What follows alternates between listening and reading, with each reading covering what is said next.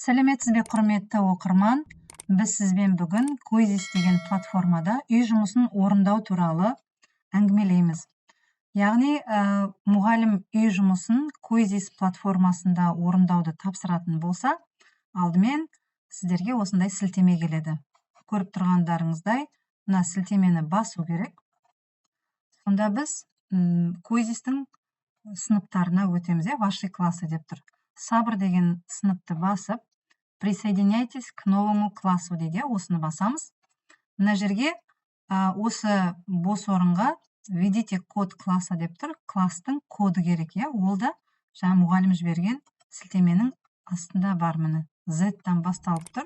Осыны копия жасаймыз, яғни көшіріп алуымыз керек.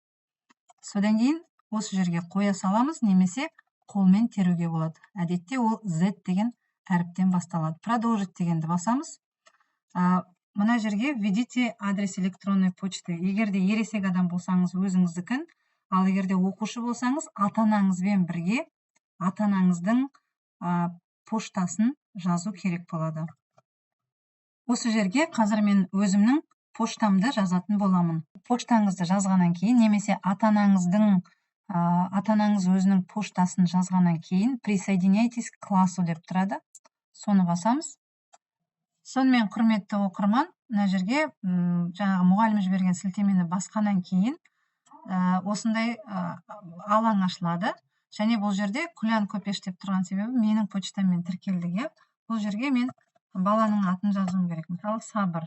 Және сіздердің бұл осы бірінші тест жұмыстарыңыз бірнеше рет попытка жасауға болады. Повторная попытка деп тұрғаны сол. Начать игру дегенді басамыз.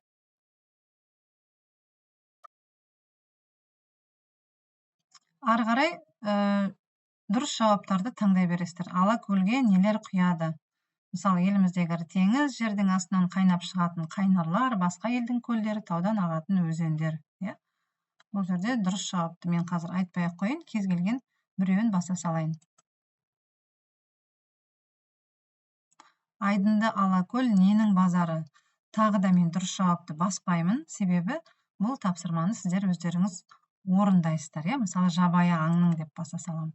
Сөйтіп, тапсырманың барлығын орындап, бұл жерде 10 сұрақ, 10 сұрақтың барлығына жауап беріп, аяқтап, мысалға, бұл жерде тағы да қақпа сүйрек, дұрыс емес жауаптарды басып отырмын. Емдік қасиеті бар тұманың атауын жазыңыз дейді. Тағы да дұрыс емес жауапты екілдеп жаза салайын. Яғни толығымен мына жерде жазу керек, соны көрсетіп отырмын. Мына жерде дұрыс жауаптың мөлшері қандай болды, соны көрсетеді. Егерде дұрыс емес болатын болса, мысалы, мына жерде баға төмен, яғни 100%-ға дейін жету үшін қайтадан ойнауға болады. Играть снова дегенді басамыз. Играть снова дегенді басып, қайтадан басынан бастап ойнауға болады. Сол, бәріңізге сәттілік тілеймін.